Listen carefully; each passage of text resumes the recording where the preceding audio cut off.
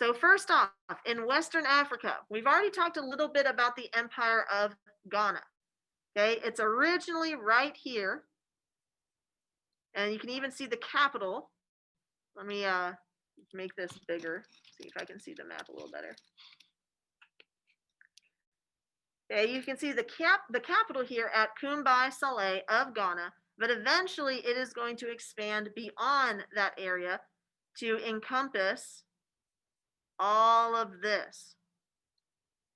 Okay, now this area known as Ghana is not the same as the modern country of Ghana. Okay, the modern country of Ghana is further south. Oops. Didn't mean to do that. All right, there you go. Is further south of this area. So it's going to be down here near the Gulf of Guinea. So don't get that confused with the modern state of Ghana. Now, this empire is going to be founded in the 4th and 5th centuries. So sometime between the 4th and 5th century, which we know is the 300s to the 400s. And it's between the Saharan Desert being up here above it, and rainforest, this tropical forest that are to the south of it. So it's in between two extremes geographically. The extreme of the desert, which is very dry, versus the extreme of the rainforest, which is very tropical and humid. Okay, its golden age is going to occur in the 700s through the 1000s. Okay, so this is where it's going to hit its peak, but it is eventually going to fall due to wars with neighboring societies.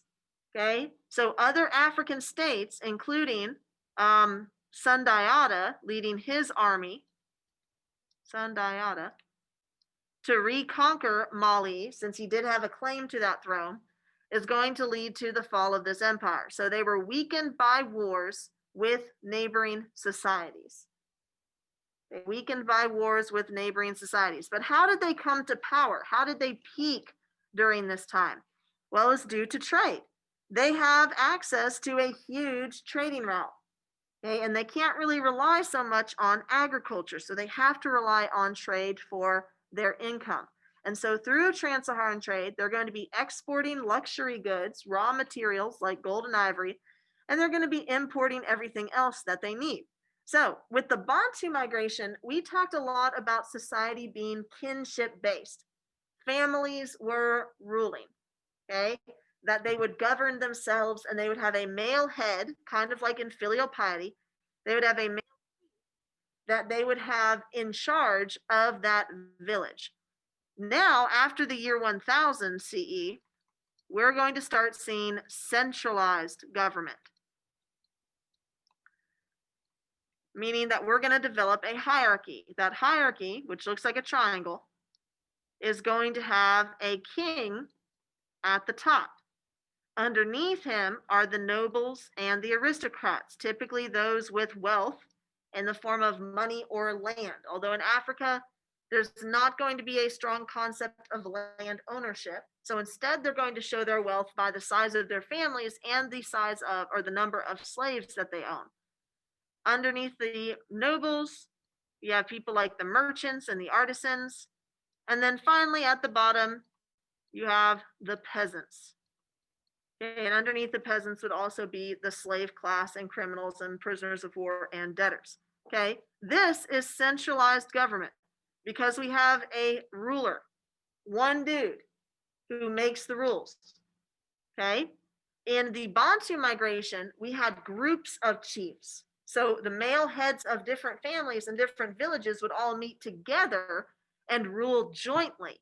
Now we see the rise of one chief, one person ruling over that government. Does that make sense? Particularly when their army starts utilizing iron weaponry. Okay, that is a technology that is going to give them an advantage over their enemies. Now, unfortunately for them, their enemies are also going to have access to iron weapons. And so Ghana is going to fall to the empire of Mali, which is our next slide. Okay, now this is also in Western Africa. It's going to rule over the same area that Ghana ruled over, but it's also going to expand to be further. So this gray area, okay, this dark gray, represents the extent of the borders of the Empire of Mali. Now, the population of this empire is mostly going to be farmers. Okay, they're between the desert and between the rainforest, and its centers of learning, including Timbuktu and Gao, are going to become the main capitals. Okay, the main centers that merchants as well as educated people go to. Now, what does that mean in terms of centers of learning? It means that their centers of learning are primarily going to be Islamic. We're going to see that Mali is super Islamic. So first, let's give a little background information. So Mali rose after the fall of Ghana, which remember it had wars with its neighbors. One of those neighbors is going to be Sundiata. Now, Sundiata's father had ruled Ghana. And if you watch the video in Schoology about the background story for how this works, basically, Sundiata's dad was told by griots and other fortune tellers that if he married the ugliest woman in the country, that the child that they bore together would be a great leader. Okay, so then he actually starts looking. He has his advisors bring him a bunch of ugly women, and they vote on which one's the ugliest, and he says, that's my new wife. Okay, well, his current wife wasn't really happy about that. She wanted her son to rule over the kingdom, not the son of this other woman.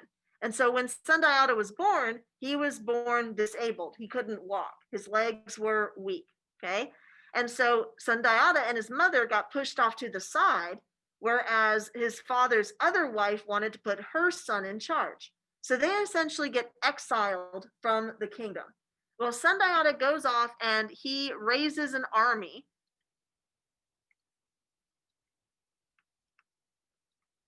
And he overcomes his disability with his legs, and he becomes a fierce warrior.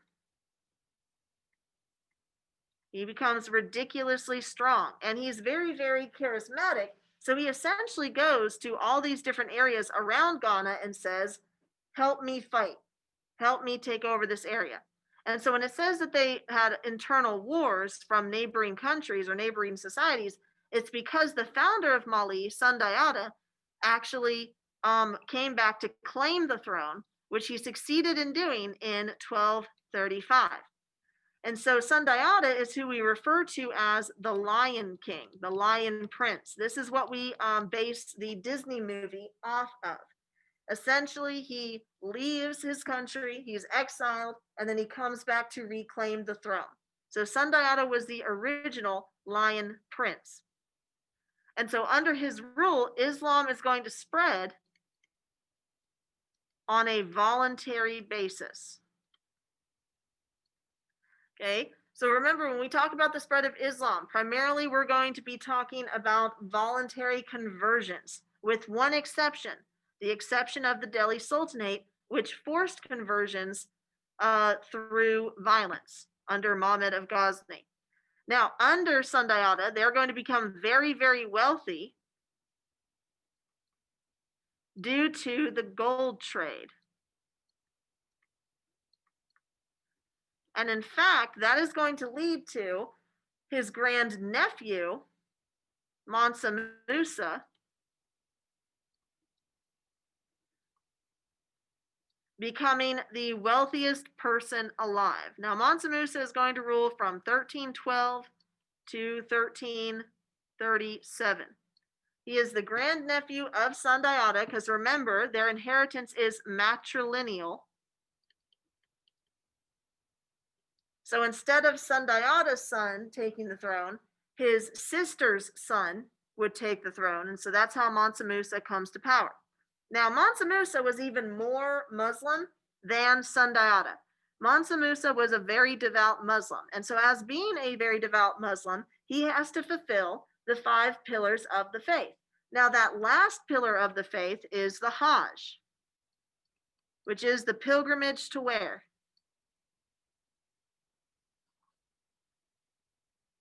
To Mecca. Good. So he essentially has to go all the way from here across the Saharan desert until he can get to the Arabian Peninsula in the Middle East, so he can go to Mecca to complete his Hajj. Now, during his pilgrimage, he is going to have a very extravagant caravan. Okay, it's extraordinary. He brings so much gold that he's literally just handing it out. He's just coming across people and saying, "Hey, do you like gold? I happen to have some here." He's basically spending gold like it's water. In fact, he spends so much gold that he actually raises the inflation rates everywhere he travels, particularly in Egypt. So, what's the significance of this? Number one, the significance is he demonstrates Mali's wealth to the world. He puts Mali on the map. Specifically, he puts them on the Catalan Atlas, which is a medieval map of the world. On that map, it has images, and one of those images is of Mansa Musa holding gold, and his image is flecked with gold. He is well known around the world because this trip to Mecca put him on the map. People started wondering, what is this empire in Africa that is ridiculously wealthy? Another effect, so we're dealing with causation, is that it deepened support for Islam.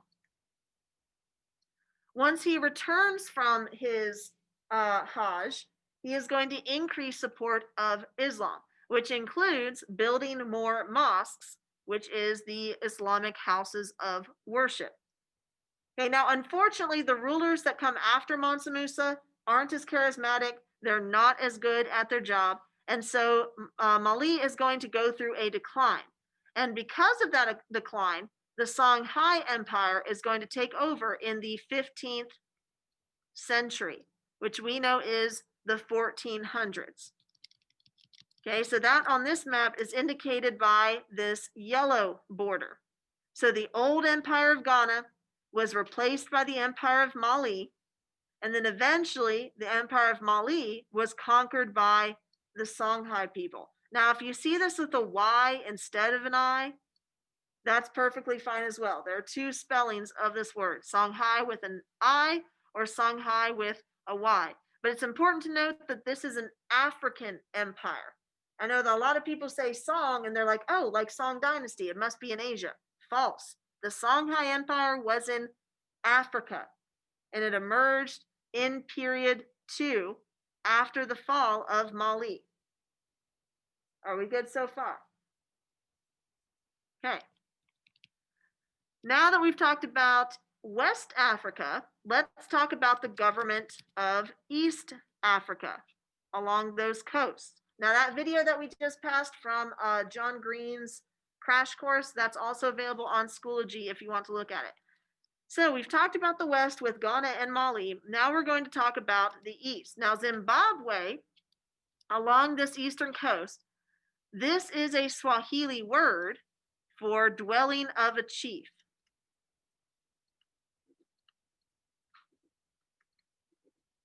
So this is basically the word for the house of the king. That's what Zimbabwe means. And it represents an actual empire along this eastern coast, right here. So this was the most powerful kingdom on the eastern coast of Africa between the 12th and the 15th centuries. What years are that? 1100 CE and 1400 CE. So all of this is still in period 1. Now, how are they going to rise to power? Well, they're basically going to rise on their economy based on trade. They have very, very rich gold fields that allows them to trade on the Indian Ocean and become wealthy. They're going to trade with Persia, which is up here in the Middle East. They're going to have access to trade with India. and of course, China. So that really puts them on the map in terms of their economy. Now, one of the most famous things about Zimbabwe is the Great Zimbabwe. Now, Zimbabwe is the empire, the Great Zimbabwe is a wall. This wall was 30 feet tall and 15 feet thick. And it was important, it was noteworthy because it was built without mortar. So, south of the Saharan Desert, this was the biggest technological infrastructure in African history, with the exception of the pyramids in Egypt. So, everything below the Saharan Desert, this Great Wall of Zimbabwe, right, was a technological marvel. And in fact, it was used for defenses as it was able to house over 20,000 people. Okay, so how is it a technology? It allows for defense, it allows for protection, and it shows the strength of the infrastructure in this area. So we've moved from nomadic groups like the Bantu people to settled groups, as shown by the fact that they have buildings and walls made out of stone. Now, what caused Zimbabwe to fall? Overgrazing. Okay, so grazing, that is what is used for pastoralism. Remember that pastoralism is of animals. Instead of growing food, you grow animals like cattle and sheep. Well, the cattle and the sheep to eat plants. And so they eat the grass that's growing in these plains, but eventually they overdo it. They grow too many animals and it lessens the number of resources available to support that population. Once that overgrazing occurs, people start leaving. Okay, and this has to do with migration in terms of push versus pull factors. A push factor is something that pushes you out of where you live. Okay, so for instance, overgrazing leading to the decreased success of pastoralism would be a big push factor incentivizing people to leave. A pull factor, this is supposed to be a U, is what brings people in. So if they heard about the rich gold fields of this area, that might incentivize people to move to that area. So once this overgrazing occurred, that meant less food available for the population. And so that pushed the population out. And eventually, Zimbabwe is going to be found abandoned. Does that make sense so far? Okay, that's where we're going to leave off. When we return on, what's today, Wednesday? Now, I'm not going to be here Friday because I'm going to be out for a doctor appointment. And so when we return after the Thanksgiving break, we're going to pick up with sub-Saharan society as it emerges into centralized rule. So we're still going to be talking about society and that hierarchy and how it became stratified as distinct roles emerged around your family ties, your age level, and your gender.